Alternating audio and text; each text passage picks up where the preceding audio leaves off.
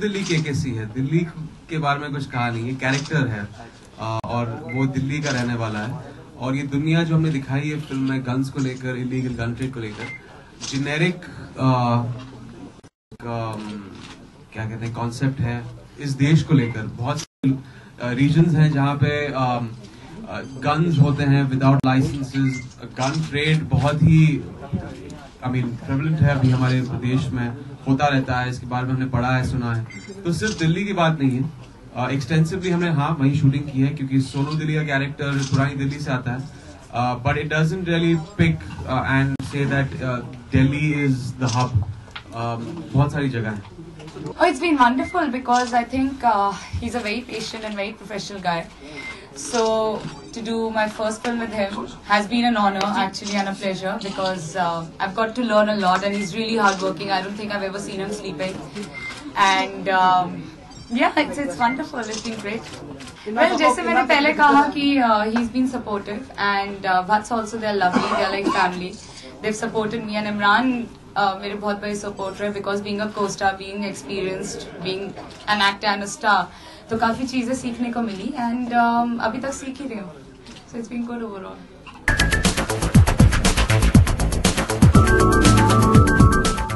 You could have chosen any region, क्योंकि जब हमने रिसर्च किया था तो स्टेटिस्टिकली जो गन्स का है बहुत सारे पॉकेट्स हैं हमारे देश में जहाँ पे इलीगल गन ट्रेडिंग होता है, बहुत सारे लोग इलीगल गन्स रखते हैं, but we chose Delhi because हमारा कैरेक्टर जो है शुरुआत कैरेक्टर से ही कैरेक्टर ओरिजिनेट होता है वहां से, and it just give a good journey of the character, क्योंकि वो पुरानी दिल्ली से शुरू होता है, उसकी शुरुआत वहां पे पला पड़ा है, and he moves to slightly more affluent और a higher society in Delhi. तो एक ग्राफ मिलता है कैरेक्टर का, you have the streets and you have the affluent and the slightly upper class Delhi.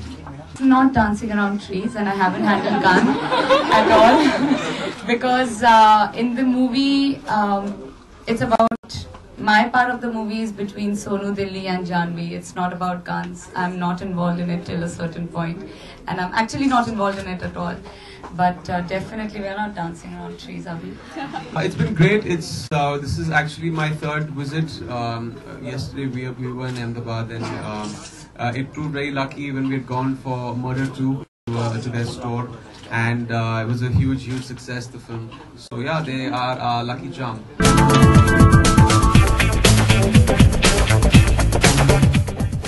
Otherwise Kunal is a great director. I mean उनकी पहले दो films भी they were really wonderful and now it's an experience for me itself. वो मेरे दोस्त हैं, ये मेरी तीसरी फिल्म है उनके साथ, एंड पहली जन्नत बनाई थी उन्होंने मेरे साथ, जो बहुत कामयाब थी।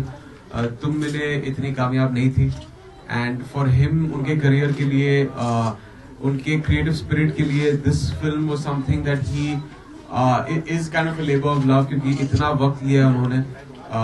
ही really is gonna prove that he is one of the finest directors out there, and he is really made a very good film.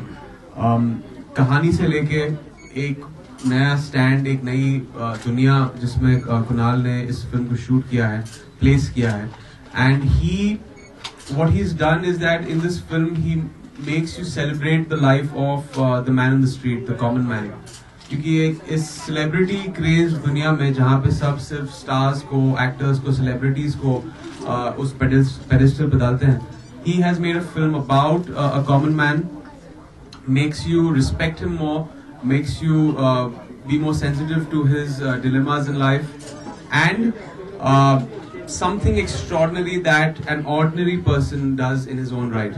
I think हम सब कहीं अपनी जिंदगी में कुछ ऐसा करना चाहते हैं which make us feel extraordinary. So that's exactly how the film's journey is and all the characters are.